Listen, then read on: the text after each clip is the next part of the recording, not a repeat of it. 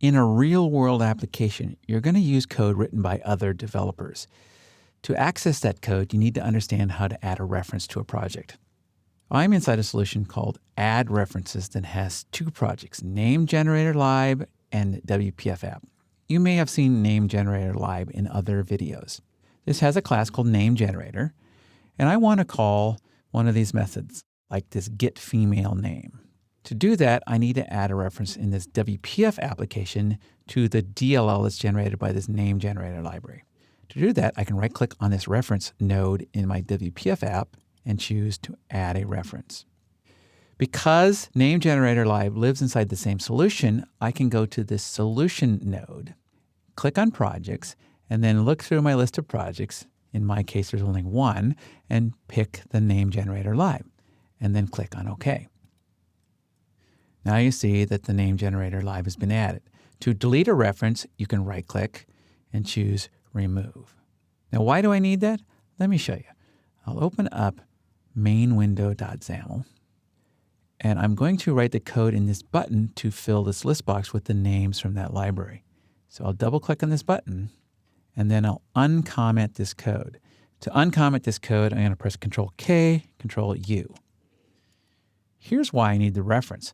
When the compiler goes out and tries to resolve this name generator lib.nameGenerator, it can't find a namespace called name generator lib. If I hover my mouse over this, you'll see that it says the type or namespace name generator lib could not be found. And then it has some guidance.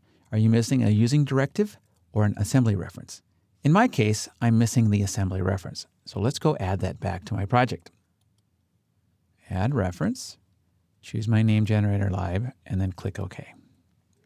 Now the red squiggle goes away, and when I run my application by pressing F5, I can click on this Fill List button, and I get a list of names in my list box. I'll close the application and return to Visual Studio. There's going to be a lot of code that you didn't write that's going to be part of a third-party library or part of the .NET framework. So you need to be able to add references to those libraries too. For instance, I'm going to work with this system.speech.synthesis speech synthesizer. I'll uncomment this code with Control-K, Control-U, and again, I get a red squiggle, this time on the word speech. So naturally, I need to go add a reference. There are other sections available in the Reference Manager. One is for the .NET assemblies, and one is for COM components. So if you're still working with old COM components, you can choose these to add references. I'm not going to show you how to do that in this example, but it's available if you need to do that in your application. I'm going to go to my assemblies. And as you can see, it's a big list. You might not know the name of the item you're looking for. Here it is, System Speech. But if you don't know the name or you don't know where it is in this list, you can type in this search dialog, speech, and then click here, and then click on the check mark, and then click on OK. Now the red squiggles go away, and I'm ready to use the speech synthesis engine. Hello and welcome to the Visual Studio 2012 Essential Training course. Don't forget, we also have the Building Windows Store Apps Essential Training course on our website. So how did I make that work? I created a speech synthesizer.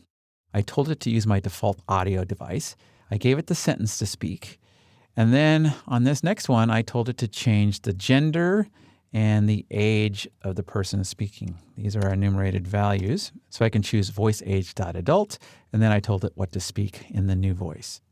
By allowing us to set references to external libraries, Visual Studio grants us access to an extensive list of additional features and functionality.